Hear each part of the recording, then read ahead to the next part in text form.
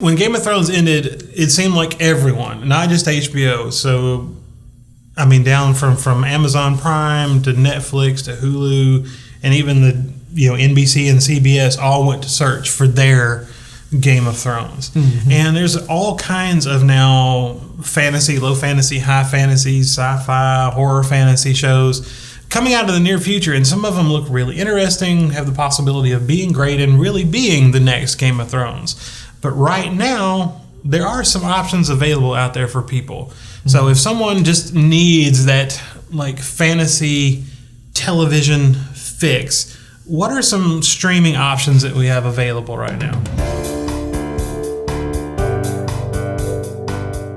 Carnival Row. Carnival Row. So, speaking of dark brooding, and this one though definitely not for kids. Oh yeah. Up front, there was some smut coming out of there, which kind of surprised me. Like, whoa, okay.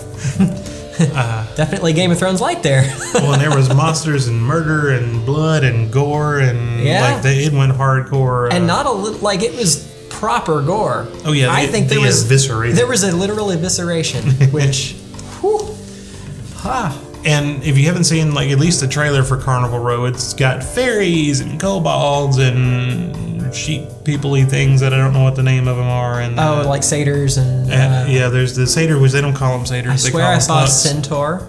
Yes, there were definitely centaurs in there somewhere. And Legolas, of course. Constable Legolas. Yes. Yeah, Constable. So Carnival Row, I have enjoyed much more up to this point. It is definitely, like you said, for adults. Yeah.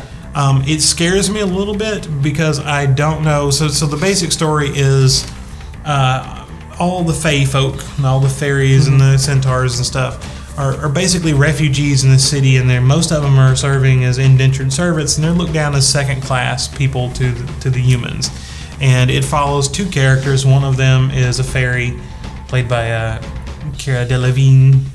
If I probably murdered that, but Orlando Bloom on the other side, who is a human, and they at one time had a romantic relationship, and then something happened, and they're not romantically linked anymore. But Orlando Bloom's really the only human that seems to be sympathetic to the fae folk, and she's kind of a freedom fighter, sort of rebellious, like she wants to stand up for the fae folk, and somebody's murdering Fays and he's a good detective. He's trying to solve it. He's trying to solve the murder because people are being murdered or creatures are being murdered, and it has that it's definitely fantasy. Oh yeah. I mean, there's fairies flying around and everything, and it's one of those things I always loved about like Tim Burton. Like Tim Burton takes a story and he gives you a little like dark twist to it that just makes it a little bit off, and this kind of does the same thing, although it doesn't feel. Like the visuals are not Burton visuals. No, it's not that exaggerated. But the story is dark enough, and like you said, evisceration and and that it definitely takes you. It's fantasy with those fantasy elements, but for adults in a way that we don't normally get. And to me, that's interesting enough to make it worth a watch on its own. It's kind of, so the story, he's a police detective, and it's almost like Jack the Ripper type thing. Yeah. He's hunting down this guy that's killing people. And it has been interesting enough that like when it goes off, I want to see the next episode. I want to know what's happening. At the same time, because it is so anything that's mysterious like this always makes me a little nervous, because depending on how the mystery plays out, you can go through all the episodes and then the mystery plays out, blah. I watched for 10 hours for this. Right. Or it could be the most amazing, oh my God, did you see what happened at the end? Yeah. And the only way to find out is to watch through to the end. Yeah, you take that ride. And so it's a little bit scary, but I definitely think, it was Dark Crystal's Netflix, this is Amazon Prime, and I definitely think this one is like worth a watch or free trial or preview or whatever to at least give it a shot, especially if you're a fantasy fan.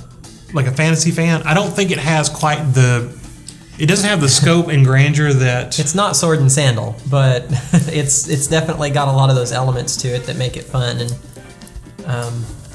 the art direction is amazing. Oh, I love the town they're in. It's kind of an 1800s sort of feel like 1800s London is kind of the vibe. Victorian-y, steampunky kind of world. Actually, steampunk's a really good word for it. Though a little lesser on the technology, but I'm sure there's going to be some like fairy technology or something that ends up this pops up somewhere somehow. But it doesn't do I don't think the scope is Game of Thrones level, like world building and all that. It pretty much takes place in a town and on a couple of streets in the town so far.